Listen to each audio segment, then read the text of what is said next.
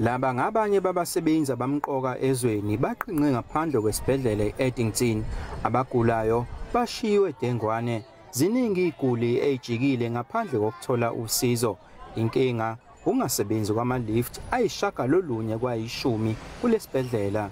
Kade ama-lift afa la ekhaya bekufanele mina ngibelethe le ngane njengoba ingaka nginyuke idebhisi ngize ngifike e6 floor nalapho ngiphinde ngibuye mhlambe ngiyahamba ngiyobhalisa nengane emhlane ngiyaphinda ngiyanyuka futhi phezulu nengane emhlane so akukho lula for thina ama-patient. Lesikhungo esineminyaka engu-141 besilokhu sinenkinga ama-lift kusukela ngonyaka u-2013.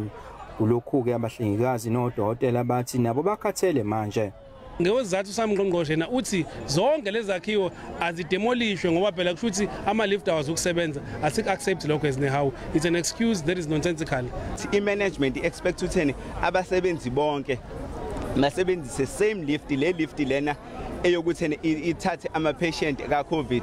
One, u-COVID sitsheliwe ukuthi it's a communicable disease. Kodwa sithi lift ayisebenzi abathumela abantu ngoba kunabantu abanikwe contract ukuthi bakhe lift. Leyo lift mayingasebenzi sizosebenza kanjani? Umnyango wezempilo esifundazweni awutholakalanga ukuba uphawule, kepha ngaphambilini izikhulu zawo zazithe zihlela ukwakha lesibhedlela kwenye indawo. Bathi ukuba ngasolwandle kwalesibhedlela kwenza inqalazinda kubalwa nama-lift usheshe kuguge ngenxa yomoya onomswakamo wasolwandle. Ey'ndabeni ze-SABC nginguvusi Khumalo eThekwini. Kusenjalo zingamashumi-51 izigulane ezilala kwesibhedlela sesifo sephepha apha eThekwini. Kwaye bali-114 abasebenzi abaphangela apha. Abasebenzi balapha babonakalisa ukungaxoli ngesigqibo esithathwe ngabaphathi apha sokuvumela izigulane eziphazamisekileyo engqondweni zilale apha. Abasebenzi bathi isibhedlela esincinci kwaye omongikazi bashakuxekile. Initially esibhedlela iTB hospital now sibona kuthathwa utshintsho kuthiwa kuzakwamkelwa kuadmithwe abantu abaphazamisekileyo engqondweni.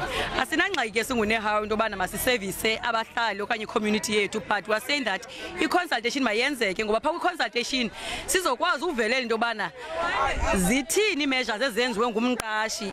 Abaphathi kwesibhedlela baziphikile izityholo sokuba imanyano kunye nabasebenzi khange baziswe phambi kokuba kuthathwe isigqibo kwaye akukabikho zigulane zikhutshiweyo. Ndinguzolani Moya weendaba ze-SABC ndiseThekwini.